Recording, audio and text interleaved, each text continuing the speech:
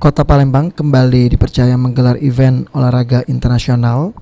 Kali ini Palembang menjadi tuan rumah Sumatra Slam Wheelchair Rugby 2019. Event olahraga ini merupakan olahraga yang mirip dengan American Football, namun diperuntukkan untuk para atlet difabel. Dalam event olahraga ini diikuti 3 negara, yakni Indonesia, Singapura, dan Malaysia.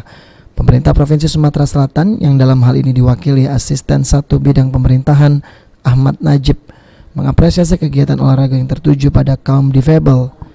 Di balik kekurangan fisik yang dimiliki, para atlet ini dapat menjunjung tinggi sportivitas dalam berolahraga. Ahmad Najib juga menambahkan aset di Jakabaring Sport City wajib dimanfaatkan dengan baik dalam kegiatan olahraga, di mana Palembang sudah pernah menjadi tuan rumah Asian Games pada 2018 lalu. Boleh untuk bersama, 3, 2, 1. Hadirin yang berbahagia, the first Sumatra Slam Wheelchair Rugby 2019 is official. Berikan tanggapan tentang kegiatan hari ini. Ya, pertama pemerintah daerah Sumatera Selatan mendukung ya untuk kegiatan ini, dan juga terima kasih kepada Alsion Agri ya, juga sponsor-sponsor yang lain dalam rangka melaksanakan Sumatra Slam Wheelchair Rugby yang diikuti tadi Malaysia, Singapura, Indonesia.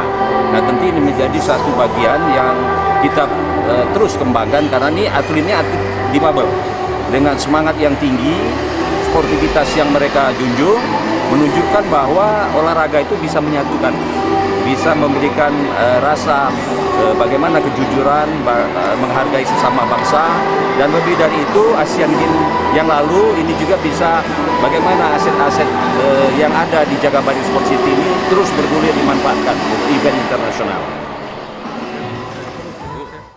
Di balik keterbatasan fisik, para difabel dapat terus berkontribusi dalam kegiatan cabang olahraga sesuai dengan tujuan diselenggarakan kegiatan ini, yakni meningkatkan minat para difabel dalam menekuni cabang olahraga. Ade Sunandar, PAL TV.